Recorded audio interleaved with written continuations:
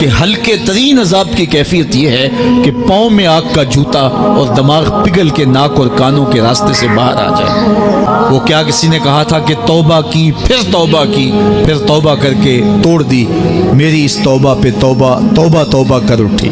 تو پیچھے سے ملکہ زبیدہ بھی آ رہی تھی، اس نے بھی دیکھا، کہا بہلول کیا کر رہے ہو؟ کہا جنت کے مکان بنا رہا ہوں۔ کہا بیچتے ہو؟ ہاں 10 روپے کا بیچتا ہوں۔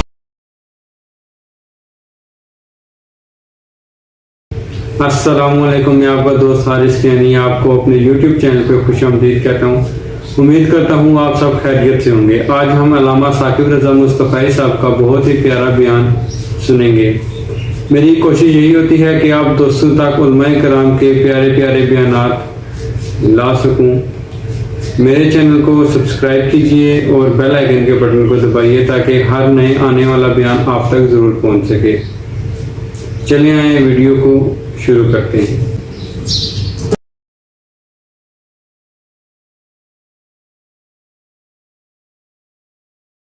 کہ آخرت کی سزائیں بہت سخت ہیں۔ اللہ کے محبوب علیہ السلام نے جبریل امین سے ایک دن پوچھا تھا مجھے جہنم کے عذابوں کا ذکر سناؤ، تو عرض کی یا رسول اللہ صلی اللہ علیہ وسلم ہلکا ترین عذاب یہ ہے کہ جہنمی کے پاؤں میں آگ کے جوتے رکھے جائیں گے، باقی اس کے پورے بدن پہ آگ نہیں ہوگی، صرف آگ کے جوتے اس کو پہنائے جائیں گے، لیکن اس کی حدت، گرمی اور شدت اتنی ہوگی یغلی منہما دماغہ، اس کی شدت سے اس کا دماغ پگھل کر ناک اور کانوں کے ذریعے سے باہر آنا شروع ہو جائے۔ یہ سب سے ہلکے عذاب کی کیفیت ہے، اور جو عذاب سخت ہیں الیاذ باللہ۔ اللہ تعالیٰ قرآن مجید میں فرماتا ہے ثم لا يموت فیہا ولا یحیا، اس بڑے عذاب کا ذکر کیا جو جہنمیوں کو دیا جائے گا۔ فرمایا اس عذاب کی کیفیت یہ ہوگی بندہ نہ جیے گا نہ مرے گا۔ جیے گا اس لیے نہیں کہ آگے اور پیچھے، دائیں اور بائیں آگ ہی آگ ہوگی، تو اس آگ میں جینا کو جینا تو نہیں ہوگا، اور مرے گا اس لیے نہیں کہ موت کو موت آ چکی ہو۔ تو وہ کتنا سخت عذاب ہوگا الیاذ باللہ کہ ہلکے ترین عذاب کی کیفیت یہ ہے کہ پاؤں میں آگ کا جوتا اور دماغ پگھل کے ناک اور کانوں کے راستے سے باہر آ جائے۔ تو اس نے عرض کی یا رسول اللہ صلی اللہ علیہ وسلم میرے اوپر حد جاری کر دیجیے، اور اس نے کہا کہ میرے پیٹ میں جو ہے وہ بچہ ہے۔ اللہ کے محبوب علیہ السلام نے فرمایا جاؤ جب بچہ پیدا ہو تو پھر آنا۔ وہ چلی گئی، تو جب بچہ پیدا ہوا تو گود میں اٹھائے پھر حضور کی خدمت میں حاضر ہوئے اور عرض کی یا رسول اللہ یہ ہے بچہ جو میں نے گناہ کیا تھا، بدکاری کی تھی، آج یہ اس کی نشانی ہے۔ تو اللہ کے محبوب علیہ السلام نے فرمایا کہ اسے لے جاؤ اور اسے دودھ پلاؤ، اور جب یہ کچھ کھانے پینے لگ جائے گا تو پھر آنا۔ کچھ دنوں کے بعد وہ دوبارہ حاضر ہوئی اور اس نے اس بچے کے ہاتھ میں روٹی کا ٹکڑا دیا ہوا تھا، اور عرض کی یا رسول اللہ دیکھ لیجئے اب یہ روٹی کھانے لگ گیا ہے۔ اللہ اکبر۔ تو اللہ کے محبوب نے فرمایا انہیں لے جاؤ اور جا کے انہیں سنگسار کر دو۔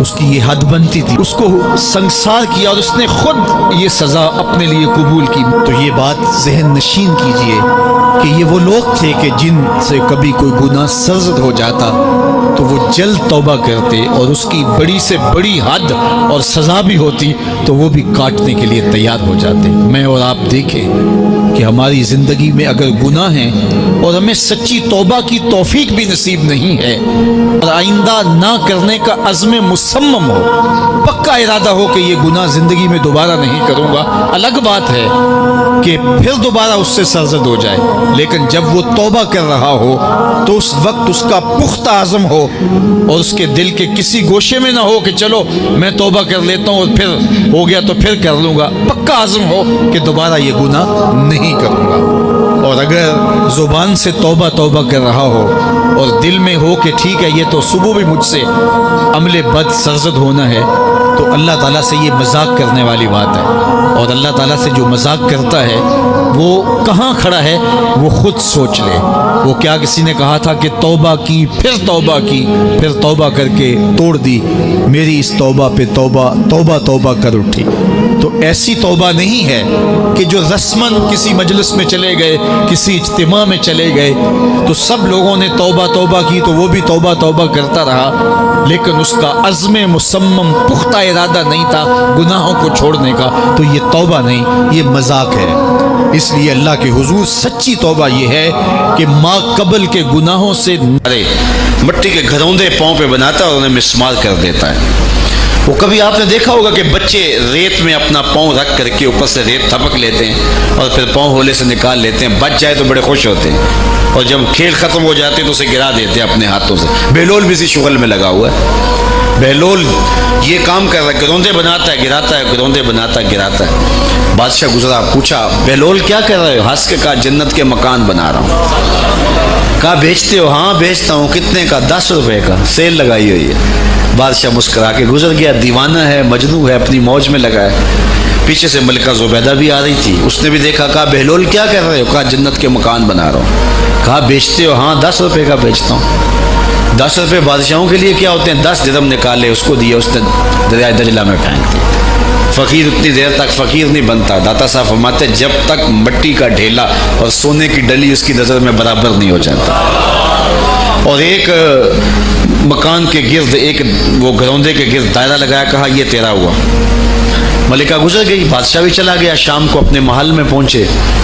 بادشاہ سویا، منظر جاگا کہ حشر کا دن ہے، پھر جنت کا منظر ہے، جنت میں بڑے بڑے خوبصورت مکان ہیں۔ ایک مکان تو بڑا ہی اچھا لگا، تو جی چاہا کہ اس مکان کو دیکھوں۔ تو جب قریب گیا تو دروازے پہ لکھا تھا ملکہ زبیدہ۔ شوق سے آگے بڑھا تو دربان نے روک دیا، کہا یہ ملکہ کا ہے؟ کہا وہ میری ہی ملکہ ہے۔ کہا دنیا کے ضابطے اور ہیں، آخرت کے ضابطے اور ہیں۔ بادشاہ کی آنکھ کھل گئی، بے چین ہو گیا، ملکہ کو بیدار کیا، کہا تو کون سا نیک عمل کیا ہے؟ میں نے جنت میں تیرا یوں محل دیکھا ہے۔ ملکہ کہنے لگی وہی معمول کی نمازیں، وہی سب کچھ، کوئی نیا کام تو میں نے کیا نہیں۔ ہاں یاد آیا، کل گزر رہی تھی، دجلہ کا کنارہ تھا، وہ جسے لوگ مجذوب کہتے ہیں، وہ جو دیوانہ کہلاتا ہے، وہ بہلول، وہ جنت کے محل کہتا تھا، وہ بنا رہا تھا۔ میں نے کہا چلو کوئی بات نہیں، فقیر ہے، 10 روپے کیا ہوتے ہیں؟ تو میں نے 10 روپے کا ایک محل خریدا تھا۔ بادشاہ سر پکڑ کے بیٹھ گیا، وہ تو مجھے بھی کہتا تھا۔ میں دیوانے کی بات سمجھ کے گزر گیا۔ اگلے دن بادشاہ قصدن گزرا۔ جب قصدن گزرا نا تو دل دھڑک رہا تھا کہ کہیں مجذوب پھر آج مل جائے اور اسی موج میں ہو تو کام بن جائے۔ دیکھا تو بہلول وہاں بیٹھا ہوا ہے، آگے بڑھ کے دیکھا تو کام بھی وہی۔ بادشاہ پھر رک گیا، پوچھا بہلول کیا کر رہے ہو؟ اب دل دھڑک رہا تھا کہ مجذوب ہے، کوئی اور بات کہہ دے تو چلو اچھا ہو کہ وہی جواب دے دے۔ اس نے وہی جواب دیا، جنت کے محل بنا رہا ہوں۔ بادشاہ کا کچھ دل ٹھہرا، پھر کہا اچھا بیچتے بھی ہو؟ ہاں ہاں بیچنے کے لیے بنا رہا ہوں۔ بادشاہ ادھر جیب میں ہاتھ ڈال رہا ہے اور ادھر پوچھ رہا ہے کتنے کا؟ کہا آدھی حکومت لگے گی۔ کہا کل تو 10 روپے کے بتا رہے تھے۔ کہا کل تم نے دیکھا نہیں تھا، آج سودا دیکھ کے لے رہے ہو۔ اللہ تعالیٰ ارشاد فرماتا ہے انما تنذر من اتبع الذکر وخشی الرحمن بالغیب، جو ان ڈٹھے سودے کرتے ہیں، جو بغیر دیکھ کے کرتے ہیں۔ اچھا چلو ایک خوشخبری میں آپ کو بھی سناؤں، اور وہ خوشخبری رسول اللہ کی زبان سے۔ حضور نے فرمایا طوبی لمن رآنی وآمن بی وطوبی 7 مرات من لم یرانی وآمن بی۔ فرمایا صحابہ تمہیں مبارک ہو ایمان کی کہ تم نے مجھے دیکھا اور میرے اوپر ایمان لائے، اور کہا انہیں 7 مبارکیں ہوں جنہوں نے مجھے دیکھا بھی نہیں ہوگا اور پھر بھی ایمان لائیں گے۔ انما تنذر من اتبع الذکر وخشی الرحمن بالغیب فبشرہ بمغفرۃ واجر کریم۔ ان کو بشارت دے دیجئے بڑی عزت والے اجر کی اور خوشخبری بھی۔ تو جس اجر کو میرا رب بھی کریم کہہ رہا ہے وہ اجر کیسا ہوگا۔ ویڈیو دیکھنے کے لیے شکریہ، ملتے ہیں اگلے ویڈیو میں۔